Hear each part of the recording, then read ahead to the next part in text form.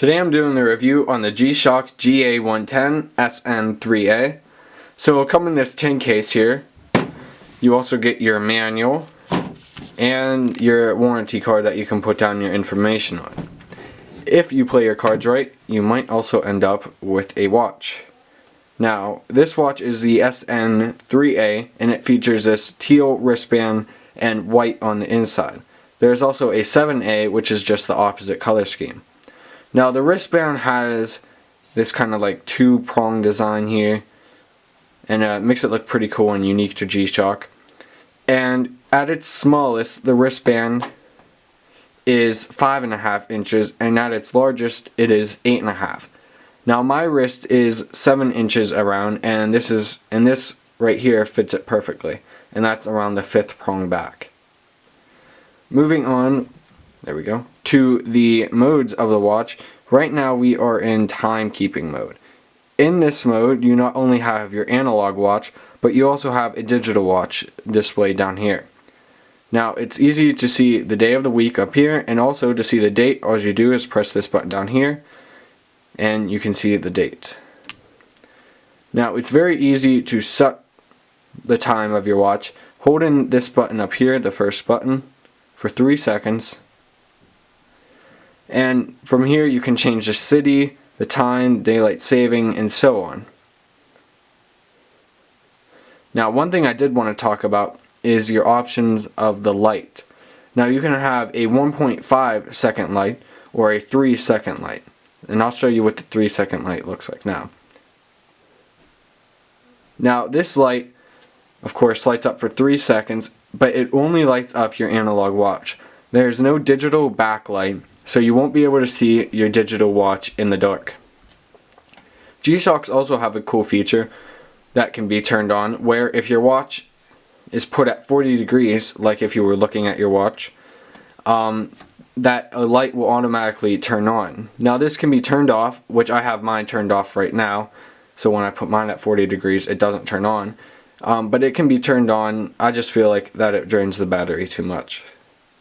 The next mode is the stopwatch mode, and this does exactly what it says. It is a stopwatch. Now it can be easily resumed, started, paused just by pressing this button down here. And then when you're done,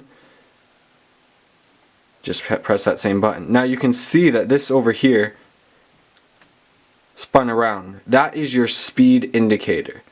Now it's very easy to set the distance you're going and then to find out your speed. Clear the watch by pressing this button up here and then hold it in again for 3 seconds. Here then you can change your distance that you've gone. Let's set it to 1 mile or kilometer. It doesn't matter what it represents, it can represent whatever you want. Start the watch, and then when you're done it will tell you how fast you've gone. So the next mode is the countdown timer. This does exactly what it says. It just counts down from a certain time, and then when time's up, an alarm goes off. The next mode is the world time mode. In this mode you can see the time of different cities just by pressing this button down here, and you can go pretty much all over the world. The next mode is the alarm mode, which sets off alarms at certain times. You can also have an alarm set to where it goes off when the analog watch and the digital watch reach the hour. You can have 4 alarms all at once, and it's easy to set them on just by pressing this button up here. Now the next mode is back to your regular timekeeping mode. And now some people have this problem where their digital watch and their analog watch don't exactly match up. If this is the case, it's very easy to send them back and sync them together. So if your digital watch says 7:50 but your analog watch is maybe at like 10 o'clock, it's very easy to set it back. Just hold in this button down here when you're in your regular timekeeping mode. Now make sure your speed indicator is at 50, and now you can adjust it by pressing this button down here. Once it is at 50, press this button down here, and hopefully your analog watch will go to 12 o'clock. If it does not go to 12 o'clock, you can adjust it by pressing these two buttons here again.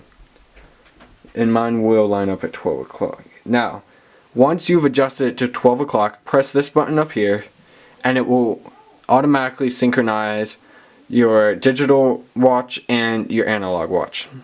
So that is my review of the G-Shock GA110 sn-3a. Thanks for watching.